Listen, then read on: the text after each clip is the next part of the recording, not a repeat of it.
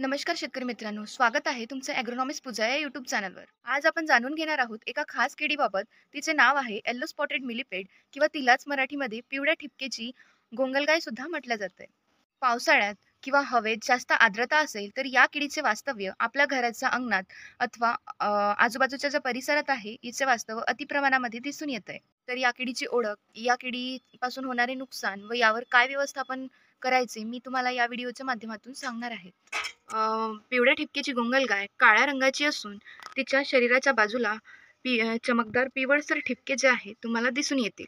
गोंगलगाय 4 ते 5 सेंटीमीटर लांब असून तिला अनेक असे पाय असतात, ज्याच्यामुळे ती हालचालीस मदत करते.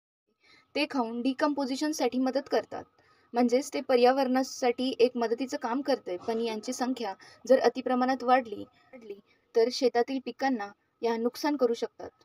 गोगलगाय चावत नाही, पण स्वतःच्या बचावासाठी धोका जाणवल्यास किंवा त्याला त्याला कोणी पकडण्याचा प्रयत्न केल्यास तिच्या शरीरातून विषारी हायड्रोजन सायनाइड बाहेर पडते, ज्यामुळे बदामासारखा वास येतोय. हे रसायन मानवांसाठी विषारी नसले तरी ते संवेदनशील त्वचेला किंवा डोळ्यांना इजा पोहोचवू शकतोय. त्याच्या ओळख व नुकसानीबाबत तर आपण सांगितलेले आहेत. आता त्याच्या व्यवस्थापनाबद्दल मी तुम्हाला सांगणार आहे. त्या व्यवस्थापनामध्ये 5 पॉइंट मी तुम्हाला सांगणार आहे. सगळ्यात अगोदर घरात व आजूबाजूचा परिसर जो आहे नेहमी स्वच्छ ठेवावा.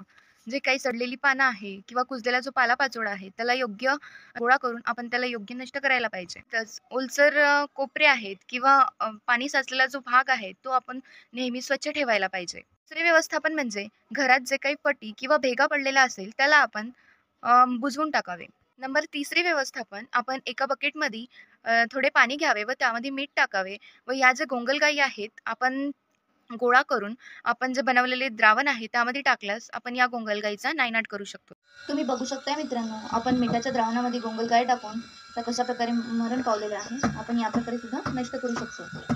नंबर 4, जिथे जास्त प्रमाणात गोंगलगाई असेल अशा ठिकाणी आपण राखड अथवा चुना नेऊन टाकल्यास तिथेच त्यांचा नायनाट होऊ शकतोय.